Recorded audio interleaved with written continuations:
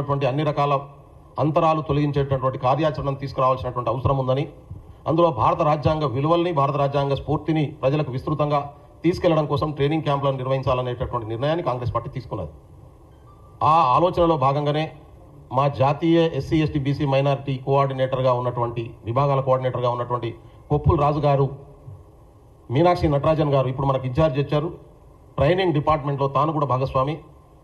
అదేవిధంగా ట్రైనింగ్ డిపార్ట్మెంట్కి ఇచ్చిన ఇన్ఛార్జిగా ఉన్నటువంటి సచిన్ రావు గారు, మొన్నటిదాకా మాకు చైర్మన్గా ఉన్నటువంటి శివాజీరావు మోగే గారు స్పెషల్గా ట్రైబల్స్కి ఒక ట్రైనింగ్ తీసుకోవాలనేటటువంటి నిర్ణయం తీసుకోవడం జరిగింది. అంటే కాంగ్రెస్ ఐడియాలజీని, కాంగ్రెస్ విచారధారను విస్తృతంగా ట్రైబల్స్లో తీసుకెళ్ళాలి.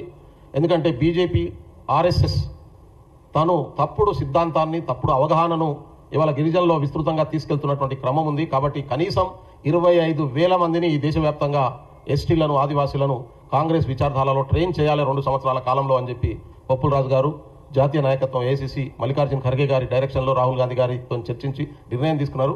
ఆ ట్రైనింగ్ను మొట్టమొదటిసారిగా జనవరి 5వ తారీఖు నుంచి 11వ తారీఖు వరకు మన తెలంగాణ రాష్ట్రంలోనే నాగార్జున సాగర్లోనే కండక్ట్ చేశాం. ఆ 5 రోజులు 7 రోజుల ట్రైనింగ్లో దాదాపు 5 రోజులు మీనాక్షి నటరాజన్ గారు అక్కడే ఉన్నారు, సచిన్ రావు గారు అక్కడే ఉన్నారు, కొప్పుల రాజు గారు 7 రోజులు ఉన్నారు. దాన్ని ముగింపు సభకు సర్టిఫికెట్లు ఇవ్వడానికి గౌరవ డిప్యూటీ సీఎం గారు అయినటువంటి మన బట్టి విక్రమార్క గారు వచ్చారు. ఇనాగ్రేషన్కు పీసీసీ అధ్యక్షులు మహేష్ కుమార్ గౌడ్ గారు, జానారెడ్డి గారు, అదేవిధంగా ఆ రోజు ఇన్ఛార్జ్గా ఉన్నటువంటి దీపాదాస్ మున్సి గారు వచ్చారు.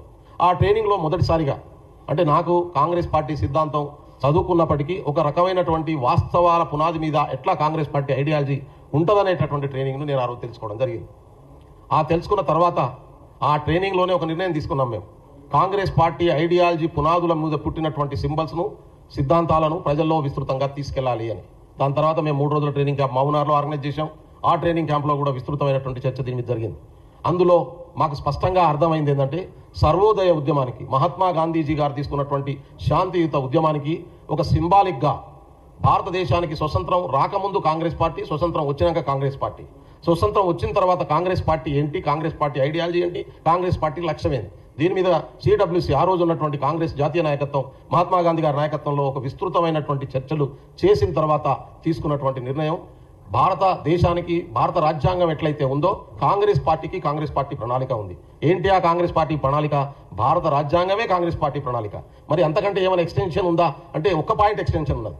భారతదేశంలో ఉన్నటువంటి ప్రజలతో పాటు ఈ భూభాగం మీద ఉన్నటువంటి ప్రజలందరూ, ఈ విశ్వంలో ఉన్నటువంటి ప్రజలందరూ విజయాలు సాధిస్తూ సగర్వంగా మానవ జాతి కళ్యాణం కోసం సమానత్వంతో జీవించాలనేటటువంటి ఒక లక్ష్యాన్ని కాంగ్రెస్ పార్టీ తన లక్ష్యంగా ప్రకటించుకున్నది. నిన్న మీనాక్షి నటరాజన్ గారు మాట్లాడుతూ అదే విషయాన్ని చెప్పారు. చివరి ఒక సమూహంలో ఉన్నటువంటి చివరి వ్యక్తి ప్రయోజనాల్ని కాపాడడమే కాంగ్రెస్ పార్టీ అసలు సిద్ధాంతము. ఆ లక్ష్యాన్ని ప్రకటిస్తున్నది. అయితే దాన్ని ఇంత పెద్ద ఉద్బోధకాన్ని ప్రొనౌన్సియేషన్లో ఎట్లా చెప్తాం? మేము ఏ మాటలో చెప్తాం దాన్ని? ఇప్పుడు జై భీమ్ అనగానే ఒక ఉత్సాహం వస్తుంది, జై సంవిధాన్ అనగానే ఒక అర్థం వస్తుంది. అట్లాగే కాంగ్రెస్ పార్టీ ఐడియాలజీని మొత్తాన్ని కలిపి ఒకటో మాటలో చెప్పడం కోసం మేము వాడే పదమే జై జగత్.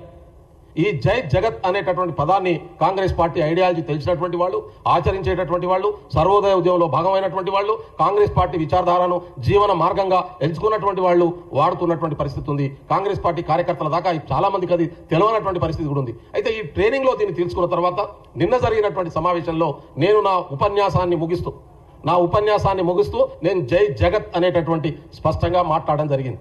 నాకు ఆశ్చర్యం ఎక్కడ అనిపిస్తూ ఉంటే, కొంతమంది రేవంత్ రెడ్డి గారి మీద ద్వేషాన్నే జీవన విధానంగా పెట్టుకున్నటువంటి వాళ్ళు, రేవంత్ రెడ్డి గారిని తిట్టడమే లక్ష్యంగా పెట్టుకున్నవారు, రేవంత్ రెడ్డి గారిని బదనాం చేయడమే వాళ్ళకు సర్వ జీవిత సక్సెస్గా అనేటటువంటి పెట్టుకున్నటువంటి వాళ్ళు, నేను రేవంత్ రెడ్డి గారి పేరును మర్చిపోయి జగన్ను ముఖ్యమంత్రి అనుకొని జై జగన్ అన్న అనేటటువంటి పద్ధతుల్లో ట్రోలింగ్ను నిన్నటి దాకా నడిపిస్తున్నారు.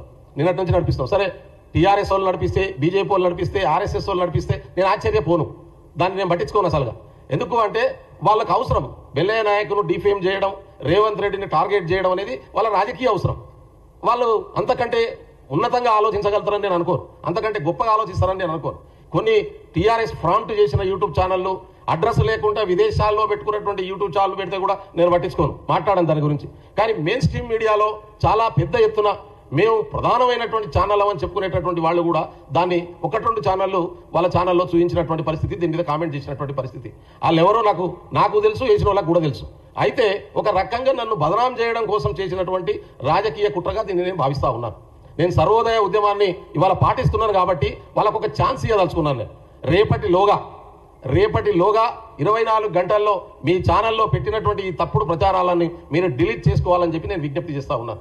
ఒకవేళ చేయకుంటే ఖచ్చితంగా ఎల్లుండి నేను పోలీస్ స్టేషన్లో పోయి ఆ అట్టే కంటిన్యూ అయితే వాళ్ళ మీద కేసు పెట్టదలుచుకున్నాను. కేసు పెట్టాలనేటటువంటి నిర్ణయం తీసుకుంటున్నాను నేను. ఎందుకు తెలవక చేస్తే తప్పు, తెలిసి చేస్తే ద్రోహం. వాళ్ళు చేస్తున్నది ఇప్పుడు టీఆర్ఎస్ సంబంధించిన మిత్రుడు ఆయన దాంట్లోనే పెట్టిండు. బీఆర్ఎస్ నాయకుడు ఆయన పేరేదో ఉంది, ఒక ఆయన పెద్ద మేధావిని అని చెప్పుకుంటాడు. యూనివర్సిటీలోకి వెళ్ళి నా అంత ఉద్యోగం చేసి రాలే, కాంగ్రెస్ పార్టీ సిద్ధాంతాన్ని కూడా నేను నరనరాన ఎక్కించుకున్నా, అది తప్పని భావించి బీఆర్ఎస్ దగ్గర పోయినా అని చెప్పుకుంటాడు. ఆయన పెట్టిండు. అంటే నువ్వేం కాంగ్రెస్ పార్టీ సిద్ధాంతాన్ని నేర్చుకున్నావురా బాబు వీడు ఉన్నప్పుడు? బేసిక్ ఐడియాలజీ కూడా తెలవనట్టున్నది. జై జగత్కు జై జగన్కు తేడా తెలవనటువంటి వాళ్ళు కూడా కొంతమంది జర్నలిస్టులు అవతారం ఎత్తడం అనేటటువంటిది నిజంగా నాకు బాధ అనిపిస్తున్నారు.